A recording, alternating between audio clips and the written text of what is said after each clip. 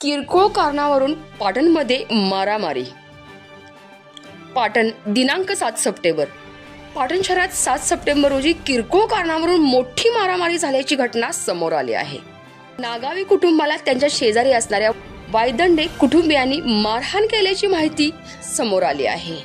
आणि याबाबत सविस्तर माहिती अशी की या भांडणात मध्यस्थी करण्यासाठी आलेल्या कुंभार नागवी यांना देखील वायदंडे कुटुंबांनी जबर मारहाण केल्याची घटना समोर येते.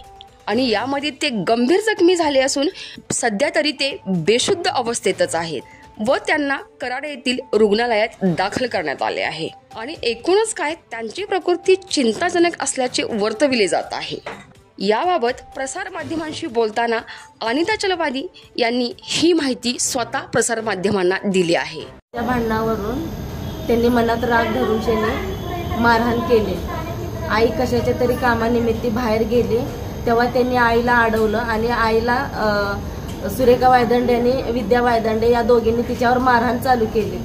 आणि तिला मारताना बघून मी सोडवायला गेले तर मलाही त्या दोघींनी मारण्याचा प्रयत्न केला आणि खाली सुद्धा पाडलं. माझ्यावरती टप वगैरे माझ्या डोक्यात फोडलं, माझी केस वडली.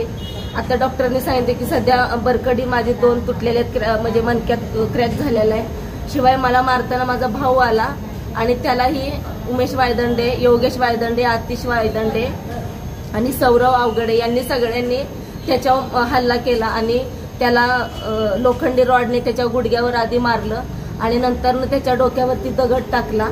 आणि तो आता इतक्या बेशुद्ध अवस्थेत पडलेला होता की 5 मिनिटासाठी तिथं आमच्या मदतीला पण कोण धावून आलं नाहीये. आणि तसंच आम्ही तात्काळ त्याला उपचारासाठी पाटण रुग्णालय येथे नेलं. आणि सध्या आता त्याची तब्येत डॉक्टरांनी असं सांगितलेलं की त्याची तब्येत खूपच नाजूक आहे, कारण त्याच्या मेंदवाला मार लागलेला आहे आणि रक्ताच्या गाठ्या पण झालेल्या आहेत अशा डॉक्टरांनी सांगितलेलं आहे. की पाटण पोलीस स्टेशनला एवढीच विनंती आहे की त्यांनी आमच्यावर जो हल्ला केलाय त्यांच्यावर व्यवस्थित त्यांनी कारवाई करावी, एवढीच विनंती आहे. आणि या संपूर्ण महत्त्वपूर्ण अपडेटसाठी मुख्य संपादक विराट कदमसह संतोषी जगदाळे, सतर्क इंडिया न्यूज. आणि अशाच काही नवनवीन पुढील अपडेट पाहण्यासाठी पाहत राहा आपला लोकप्रिय चॅनल सतर्क इंडिया न्यूज. सतर्क इंडिया न्यूज, पाटण.